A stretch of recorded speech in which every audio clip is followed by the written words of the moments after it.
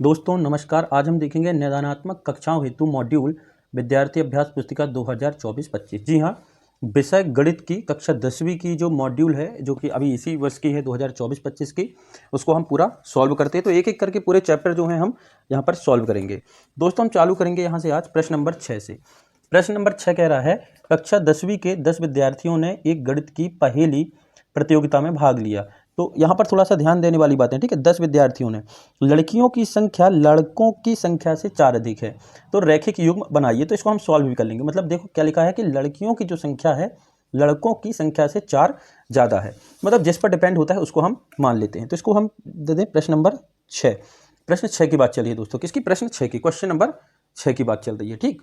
Question number 6 की बात चल रही है। तो सबसे पहले तो उसने बोला है कि लड़कों की संख्या से 4 अधिक है। तो लड़कों की संख्या मान लें अपन, तो माना लड़कों की संख्या, तो माना लड़कों की संख्या हो गई x। तो लड़कियों की संख्या हो जाएगी क्वेश्चन के अनुसार, लड़कियों की संख्या, ये देखिए दोस्तों, लड़कियों की संख्या क्या बोला, लड़कों की संख्या से 4 ज़्यादा है, तो x + 4 लड़कियों की संख्या हो गई। अब कुल कितना है इन दोनों का योग, x + 4, तो कितना हो गया ये 10। तो ये हो गया आपका 2x + 4 बराबर 10। तो 2x बराबर ये 10 है, ये 10, ये प्लस का इस तरफ जाएगा तो माइनस का 4। तो 2x बराबर 10 - 4 तो 6। तो x बराबर 6/2। तो कितना आ गया, देखो यहाँ पर से 2×3 6। तो x बराबर आ गया आपका 3। और x को अपन ने क्या माना था, लड़कों की संख्या। तो लड़कियों की संख्या हो जाएगी x + 4। तो लड़कियों की संख्या हो जाएगी दोस्तों x + 4, मतलब x की वैल्यू रख दीजिए आप। तो 3 + 4 बराबर 7। तो आपके आंसर हो जाएंगे 3 और 7। ये आ गए आपके लड़कों की और लड़कियों की संख्या। उसने सिर्फ रैखिक समीकरण के लिए बोला था, तो आप रैखिक समीकरण में जाके रुक जाना है, ठीक। उसके बाद अगला प्रश्न है दोस्तों, देखिए ये तो छठवां था, अपन ने जो छठवां प्रश्न किया है। उसके बाद हमारा अगला प्रश्न है,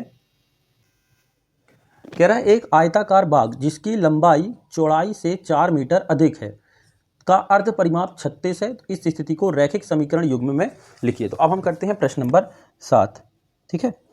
कह रहा है कि एक बाग है आयताकार, इस तरीके से एक आयताकार बाग है दोस्तों। ये आपको चित्र बनाने की जरूरत नहीं है, ये A, ये B, ये C और ये D। कह रहा है एक आयताकार बाग है जिसकी लंबाई जो है चौड़ाई से 4 मीटर अधिक है। यदि हम चौड़ाई को x मान लें तो लंबाई जो है x + 4 हो जाएगी, ठीक है। और अर्ध परिमाप जो है उसका दिया हुआ है 36। कितना दिया है दोस्तों? 36। तो मान लेते हैं। तो यहाँ पर आपको मानना है, माना चौड़ाई, अपन ने चौड़ाई को मान लिया b, ठीक है। और लंबाई को अपन ने मान लिया कितना, देखिए लंबाई को अपन ने मान लिया l। कितना मान लिया? l।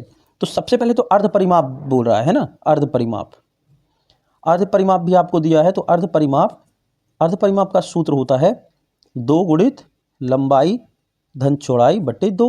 मतलब 2 से 2 कट गया, तो केवल अर्ध परिमाप का सूत्र हो जाएगा l + b, ठीक। और ये कितना दिया अपन को? 36। तो ये हो गया समीकरण। उसने बोला समीकरण के रूप में लिखिए। लेकिन इसी का एक प्रश्न है, आगे हम बताएंगे कि इनकी ये जो विमाएँ हैं आपको निकालनी है लंबाई और चौड़ाई। तो अब हम लंबाई और चौड़ाई भी निकाले ले रहे हैं इसी क्वेश्चन में। तो कैसे निकालेंगे? एक चीज़ और दी थी कि उसकी जो लंबाई है ना, उसकी जो लंबाई है वो क्या कह रहा है, लंबाई जो है चौड़ाई से 4 मीटर ज़्यादा है। तो चौड़ाई से 4 मीटर ज़्यादा है, मतलब ये आपका मान आ गया कि l की जगह आप क्या रख सकते हो, b + 4। तो यहाँ रख दीजिए। तो ये हो जाएगा 36 बराबर b + 4 + b, प्लस का 4 इस तरफ जाएगा तो 36 - 4, b और b जुड़ जाएगा तो 2b। 36 में से 4 गया तो 32 बराबर 2b, ठीक है। और ये जो b है गुणा में 2 है तो कहाँ चला जाएगा, भाग में। तो ये हो जाएगा 32/2। तो 2 से कट गया, 2 एकम 2, 2 × 12। तो b बराबर आ गया आपका 16। b बराबर आ गया 16। तो ये तो चौड़ाई थी दोस्तों। तो लंबाई कितनी है, ये देखो l बराबर है b + 4। तो आप यहाँ वैल्यू रख के निकाल सकते हैं, b + 4 मतलब 16 धन 4 बराबर 20। तो लंबाई आपकी आ गई 20। तो आंसर आ गया 20 और 16। अगला प्रश्न है दोस्तों, अनुपात a1/a2, b1/b2, c1/c2 की तुलना करना है इस समीकरण से, और आपको बताना है कि ये समांतर हैं अथवा समपाती हैं, ठीक है। तो सबसे पहले हम समीकरण लिख रहे हैं। प्रश्न नंबर 8 की बात चल रही है दोस्तों। अब ठीक है, आप लोगों को देखे चलिए पूरा का पूरा चैप्टर जो है एक वीडियो में कंप्लीट कर देंगे हम। तो क्वेश्चन नंबर 8 की बात चल रही है। तो दिए गए इक्वेशन मतलब दिए गए समीकरण जो है वो है 9x + 3y + 12 बराबर 0, समीकरण नंबर 1। दूसरा समीकरण दिया है दोस्तों 18x + 6y + 24 बराबर 0, समीकरण नंबर 2। अब इसका जो मानक रूप होता है दोस्तों ax + by + c बराबर 0 से तुलना करेंगे। मतलब यहाँ पर से जब आप इससे तुलना करोगे, कंपैरिजन करोगे, तो x के साथ जो होगा वो a होगा। तो पहले समीकरण के लिए हम इसको a1 b1 c1 मानेंगे और इसको a2 b2 c2। तो a1 देखिए क्या हो गया यहाँ पर 9, b1 हो गया आपका 3 और c1 हो गया आपका 12। Same condition a2 is equal to बराबर हो गया 18, b2 बराबर हो गया 6 और c2 बराबर हो गया आपका 24। तो अब उसने अनुपात बोला है, जो अनुपात दिया है a1/a2, तो हम निकाल लेंगे a1/a2 बराबर 9/18, 9 एकम 9, 9 दूनी 18, तो कितना आ गया ये 1/2। फिर b1/b2 निकाल लेंगे तो b1/b2 बराबर हो जाएगा आपका 3/6, तो ये भी हो जाएगा 1/2, 3 एकम 3, 3 दूनी 6। फिर c1/c2 कितना हो जाएगा 12/24, 12 एकम 12, 12 दूनी 24, ये कट गया। तो यहाँ पर देखिए ये तीनों वैल्यू जो है आपस में बराबर हैं, तो आप इसको लिख सकते हैं a1/a2 बराबर है b1/b2 के और b1/b2 भी बराबर है c1/c2 के। ये जो कंडीशन होती है ये अनेक हल के लिए होती है। कैसी होती है? अनेक हल के लिए। और अनेक हल में जो ग्राफीय विधि की बात करें तो अनेक हल में जो होती है रेखाएं समपाती होती है। कैसी होती हैं? समपाती रेखा होती है। तो इसका आंसर जो है समपाती रेखा हो जाएगा। देखिए दोस्तों प्रश्न नंबर 9 जो है ये अभी हमने जो है हल किया है, लेकिन हमने ग्राफी विधि से हल नहीं किया। ग्राफी विधि से हम आगे चल के आपको हल करके बताएंगे। इसके बाद ये प्रश्न नंबर 10 जो है इसमें भी हमने अभी हल किया है, जो 36 वाला जो 20 और 16 आया था मान, है ना, तो वो इसका हल था, पूरा मान आ गया था। अगला प्रश्न है दोस्तों प्रश्न नंबर 11। प्रश्न नंबर 11 को हमें हल करना है, तो हम इसको नाम दे रहे हैं समीकरण 1 और इसको नाम दे रहे हैं समीकरण नंबर 2। ठीक, तो समीकरण 1 से प्रतिस्थापन विधि में y का मान निकालते हैं। तो समीकरण 1 से, किससे? समीकरण 1 से। तो समीकरण 1 से हो जाएगा √2x + √3y = 0। तो √3y इज इक्वल टू, थोड़ी ये y बस है, ठीक है, y बराबर, ये प्लस का इस तरफ गया तो माइनस का √2x और ये गुणा में है तो कहाँ जाएगा? भाग में। तो ये हो गया, इसको नाम दे दिया समीकरण 3। अब समीकरण नंबर 3 से y की वैल्यू जो है दोस्तों, ये y की वैल्यू हम कहाँ रख दें? 2 में। तो समीकरण 3 से y का मान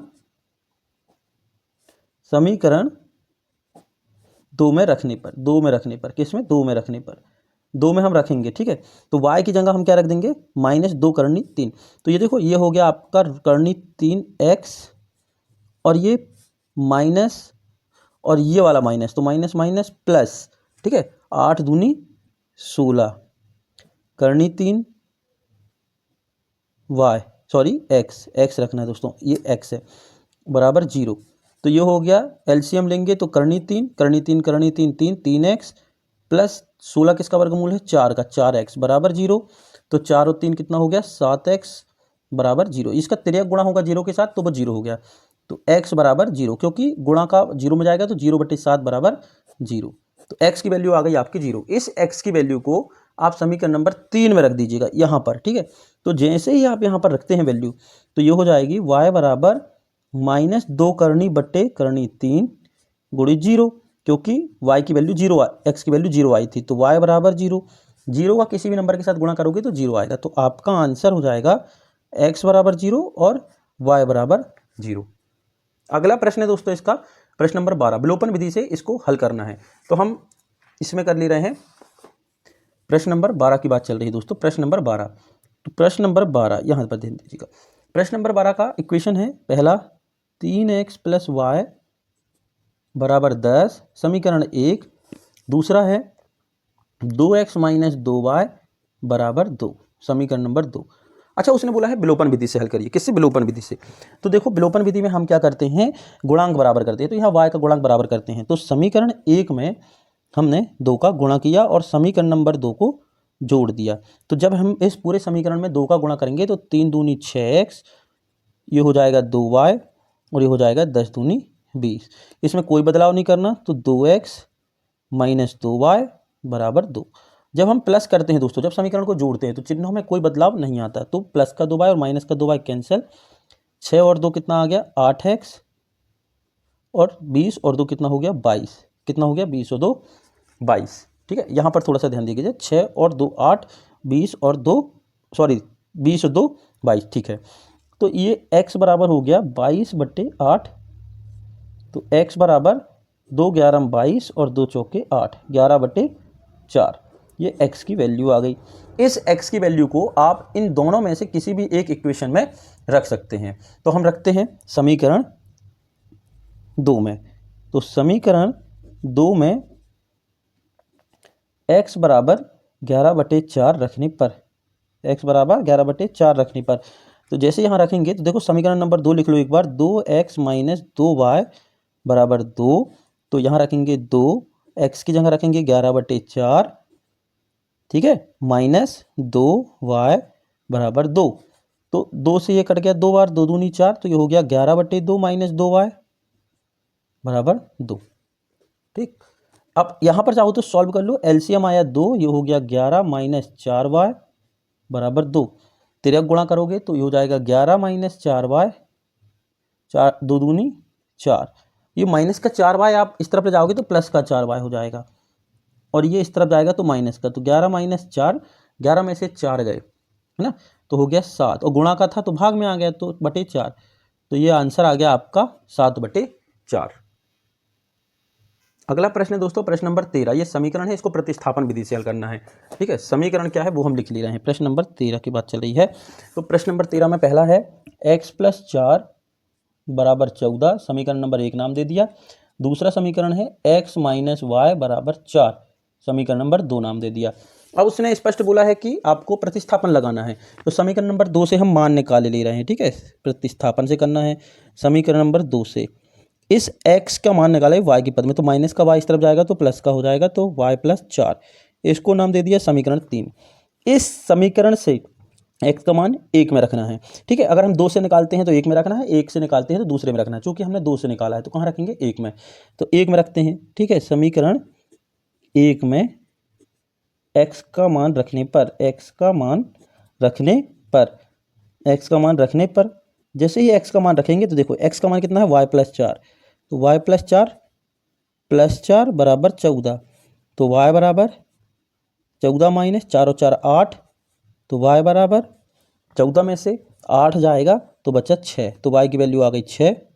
अब इस y का मान यहाँ पर डायरेक्ट रख देंगे हम, किसमें 3 में, तो समीकरण 3 में, समीकरण 3 में y बराबर 6 रखने पर, क्या रखने पर, y बराबर 6 रखने पर, 6 रखेंगे तो ये हो जाएगा x बराबर y + 4, तो x बराबर 6 धन 4, तो x बराबर 10, x बराबर 10। इसको आप चेक भी कर सकते हैं दोस्तों, देखो x का मान यदि हम 10 रखें, और है ना, x का मान कितना रखें हम 10, तो 10 और 4 14, x का मान यदि हम 10 रखें और y का मान 6 रखें तो 10 - 6 बराबर 4, मतलब हमारा समीकरण का जो आंसर है वो सही है। अगला है दोस्तों प्रश्न नंबर 14, 2 समीकरण दिए हैं, एक ये है एक ये है, और इन दोनों से x y का मान निकाल के इसमें रखना है, तो हमारा m आ जाएगा। इस पूरे समीकरण में सॉल्व करने पर, तीनों को सॉल्व करने पर हमें m चाहिए। चलो करते हैं, तो कौन सा है प्रश्न नंबर 14। ठीक है, प्रश्न नंबर 14 देखते हैं, प्रश्न नंबर 14 पहला समीकरण है दोस्तों 2x + 3y बराबर 11, समीकरण नंबर 1। फिर एक और समीकरण है 2x - 4y बराबर -24, समीकरण नंबर 2। एक और समीकरण है दोस्तों y बराबर mx + 3, यहाँ से आपको m का मान चाहिए है, तो सबसे पहले हमें x और y निकालना पड़ेगा। तो देखो दोस्तों यहाँ पर x का गुणांक 2 है और इसमें भी x का गुणांक 2 है, तो गुणांक बराबर करने की जरूरत नहीं है, विलोपन लगा देते हैं। समीकरण 1 से 2 को हमने घटा दिया, तो 2x + 3y बराबर 11, और ये घटाना है 2x - 4y बराबर -24, तो प्लस का माइनस, माइनस का प्लस और माइनस का प्लस। जब हम घटाने का काम करते हैं तो ये समीकरण के चिन्ह जो होते हैं बदल जाते हैं। तो 2x से 2x कैंसिल, 3 और 4 7y, 24 और 11 35, तो y बराबर 35/7। 7 से 5 बार कट गया तो y की वैल्यू आ गई आपकी 5। कितनी आ गई?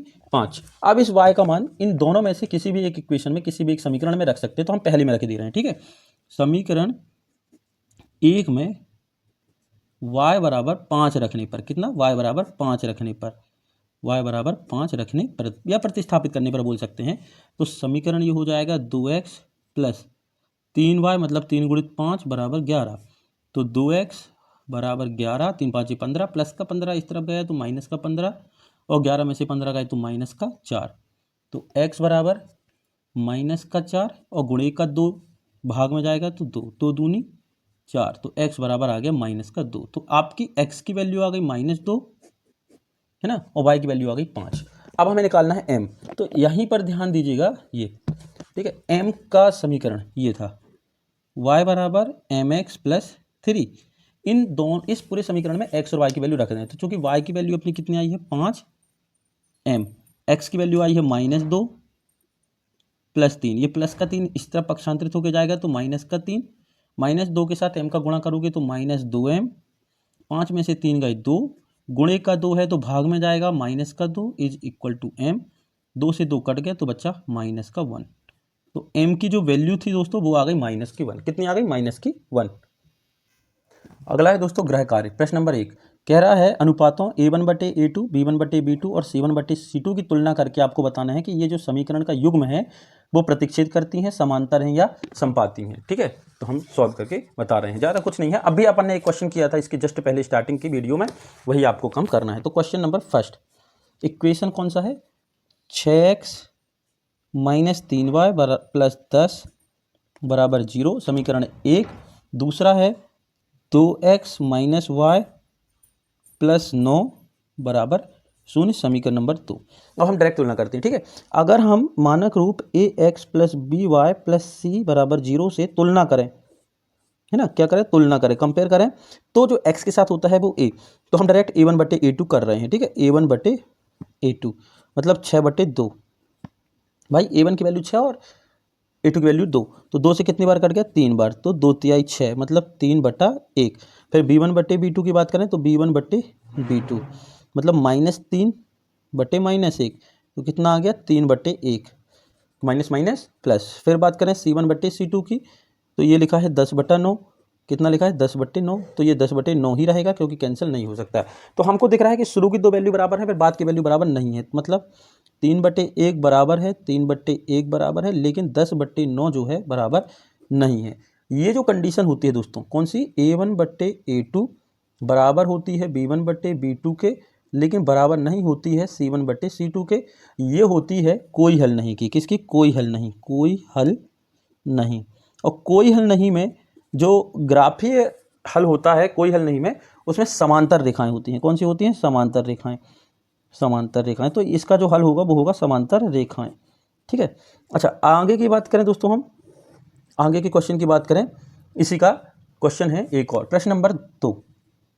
इसी का प्रश्न नंबर 2, दो समीकरण है 3x प्लस 2y बराबर 5, समीकरण नंबर 1।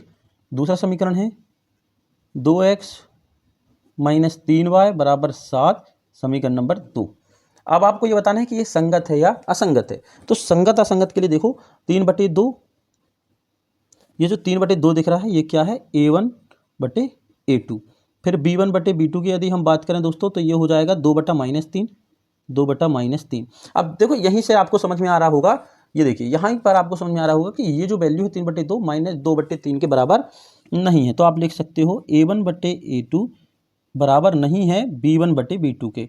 तो इसमें जो होता है अद्वितीय हल होता है दोस्तों, अद्वितीय हल। कौन सा? अद्वितीय हल। और अद्वितीय हल में जो समीकरण के हल होते हैं वो संगत हल होते हैं। कौन से? संगत हल। क्या होते हैं? संगत हल। अगला प्रश्न है दोस्तों, देखिएगा प्रश्न नंबर 4 है, क्या है? 4। ठीक, 3 आप संगत असंगत है तो आप कर लीजिएगा। 4 की बात कर रहे हैं। 5 पेंसिल 7 कलम का मूल्य 50 रुपये। कितनी? 5 पेंसिल 7 कलम का मूल्य 50 रुपये, जबकि 7 पेंसिल और 5 कलम का मूल्य 46 रुपये है। तो एक पेंसिल और एक कलम का मूल्य आपको ज्ञात करना है। ठीक है, अब हम सिंपल मेथड से करते हैं, गणितीय रूप से। ग्राफी विधि अपन एक बार पूरा का पूरा विस्तार से समझ लेंगे। तो प्रश्न नंबर 4 की बात कर रहे हैं। प्रश्न नंबर 4 की कह रहा है कि 5 पेंसिल 7 कलम का मूल्य। तो सबसे पहले तो आप ये रखिए कि जो पूछा जाता है उसको मानना है। तो माना एक पेंसिल कितने रुपए की है? 100 रुपए की है। कितने की? 100 रुपए की। और एक कलम है ना, एक कलम जो है y रुपए की है। कितने की है? y रुपए की। अब प्रश्न अनुसार जो कह रहा है, प्रथम शर्त अनुसार, भाई 2 शर्तें हैं उसमें, तो प्रथम शर्त अनुसार अकॉर्डिंग टू फर्स्ट कंडीशन कह रहा है 5 पेंसिल, कितनी? 5 पेंसिल मतलब 5x और 7 कलम मतलब 7y की कीमत 50 रुपये है। कितनी है? 50 रुपये। समीकरण नंबर 1 नाम दे दिया। ठीक है, फिर द्वितीय शर्त अनुसार क्या रहा है? द्वितीय शर्त अनुसार दूसरी शर्त जो बोल रही है उसके अनुसार भी अपन को जमाना है, क्योंकि दूसरी बार उसने क्या किया है? 7 पेंसिल खरीदी हैं, तो 7x और 5 कलम खरीदी हैं, तो 5y। ठीक है, और कितने रुपए की हैं दोस्तों? ये जो है अगला वाला 46 रुपए की है। कितने की? 46। तो समीकरण नंबर 2 इसको अपन को हल करना है और एक पेंसिल एक कलम की कीमत आपको बतानी है। तो देखिए यहाँ पर आप एक चीज़ गौर करिएगा कि यहाँ पर x का गुणांक 5 और x का गुणांक 7 है, और हमें बराबर करना है x का गुणांक। ठीक, तो हम कर रहे हैं समीकरण नंबर 1 में 7 का गुणा और घटा देंगे समीकरण नंबर 2 में 5 का गुणा। ठीक है, तो ये गुणांक जो है बराबर हो जाएंगे। तो ये 7 का गुणा करेंगे तो 7 पना 35x प्लस 7 7 49y है ना, और 7 पना 35 और 1 0 350। अब इसमें करेंगे 5 का, तो 5 7 35x प्लस 5 25y प्लस 5 6 30 की 0, 5 चौके 20 और 3 23 माइनस माइनस माइनस घटाया है, तो 35 से 35 कैंसिल, 49 में से 25 घटाना है, तो 9 में से 5 गए बच्चा 4 में से 2 गए बच्चा, तो 24y बराबर 0, 5 में से 3 गए बच्चा 2 और 3 में से 2 गए तो 120। तो y बराबर 120/24। ये 5 से कट जाएगा पूरा पूरा, 24 पंचे 120, तो y बराबर आ गया आपका 5। कितना आ गया? y बराबर 5। y बराबर 5। इस y के मान को आप या तो समीकरण 1 में रख दें या 2 में रख दें, तो हम 1 में रख दे रहे हैं। ठीक है, क्योंकि y की वैल्यू आ गई, मतलब एक कलम की कीमत आ गई। अब हमें x चाहिए है, तो समीकरण 2 में y बराबर 5 रखने पर, कितना? y बराबर 5 रखने पर, तो 2 जो समीकरण है उसमें 5 रखते हैं, तो सबसे पहले तो 7x, ठीक, प्लस 5y है, तो 5 और y की जगह कितना रखना है? 5 बराबर 46, तो 7x बराबर 46 माइनस 5 25, तो ये प्लस का इस तरफ गया तो माइनस का, 6 में से 5 गया 1 और 4 में से 2 गए तो 1, तो x बराबर 21/7, तो शांति आई 21, मतलब x की वैल्यू आ गई 3 और y की वैल्यू 5। तो x को अपन ने क्या माना था दोस्तों? x को अपन ने माना था एक पेंसिल की कीमत 3 रुपये है और एक कलम की कीमत जो है 5 रुपये है। ठीक है, ये आपके आंसर। प्रश्न नंबर 6 दोस्तों, ये दिया गया समीकरण है 2 चर वाला, इसको विलोपन विधि से हल करना है। ठीक है, प्रश्न नंबर 5 जो है हमने अभी छोड़ दिया है, ग्राफी विधि है क्योंकि, तो हम कर रहे हैं प्रश्न नंबर 6। ठीक है, समीकरण है x/2 प्लस 2y/3 बराबर -1।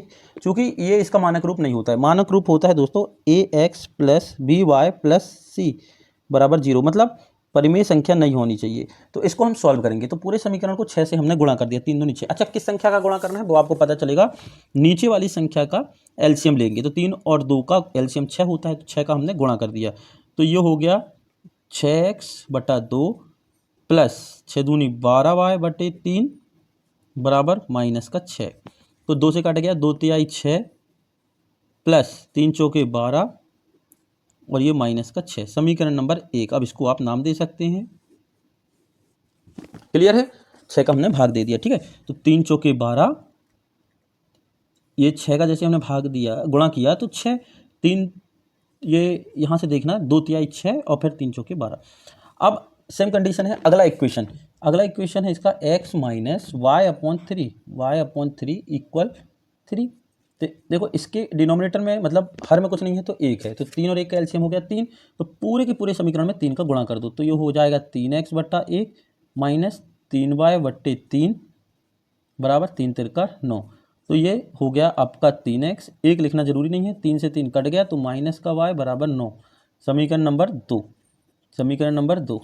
अब यहाँ पर आप किसी भी विधि का इस्तेमाल कर सकते हैं, ठीक है, ऐसा कुछ नाम नहीं दिया है कि प्रलोभन लगाना या प्रतिस्थापन। तो समीकरण नंबर 2 से हम y का मान x के पद में निकाल लेते हैं तो आसान हो जाएगा, ठीक है। तो समीकरण या फिर से और सॉल्व करो, समीकरण 1 से समीकरण नंबर 2 को घटाने पर तो घटा दो, तो 3x प्लस 4y बराबर -6 और इसको घटाना है तो ये हो जाएगा 3x माइनस y बराबर 9। तो ये प्लस का माइनस, माइनस का प्लस और प्लस का माइनस, 3x से 3x कैंसिल, ठीक है, 4 और 1 5, कितना 5y, और 9 और 6 15, माइनस का 15, तो y बराबर बटे में चला जाएगा तो -15 बटे 5, तो 5 तिहाई 15, तो y बराबर आ गया आपका दोस्तों -3। y बराबर कितना आ गया -3। इस y की वैल्यू को किसी भी एक समीकरण में रख दीजिए, तो हम रखे दे रहे हैं y की वैल्यू को यहाँ पर समीकरण नंबर 2 में। तो जैसे हमने समीकरण नंबर 2 में रखा तो ध्यान दीजिएगा ऊपर समीकरण लिखा है 3x माइनस -3, ठीक है, बराबर 9। तो 3x ये माइनस माइनस प्लस 3 और प्लस का इस तरफ जाएगा तो माइनस हो जाएगा, तो 9 माइनस 3, 9 में से 3 गए 6, तो x बराबर गुणे का 3 भाग में जाएगा तो 3 दूनी 6, तो x बराबर 2, x बराबर 2 और y बराबर -3। ये आपका आंसर। दोस्तों आज हम करते हैं यहीं तक, वीडियो नहीं तो ज़्यादा बड़ी हो जाएगी, तो प्रश्न नंबर 6 तक हमने सॉल्व किया है। अगली वीडियो में हम इसके पूरे के पूरे क्वेश्चन जो है कंप्लीट करा देंगे। तो आज के लिए इतना ही, धन्यवाद।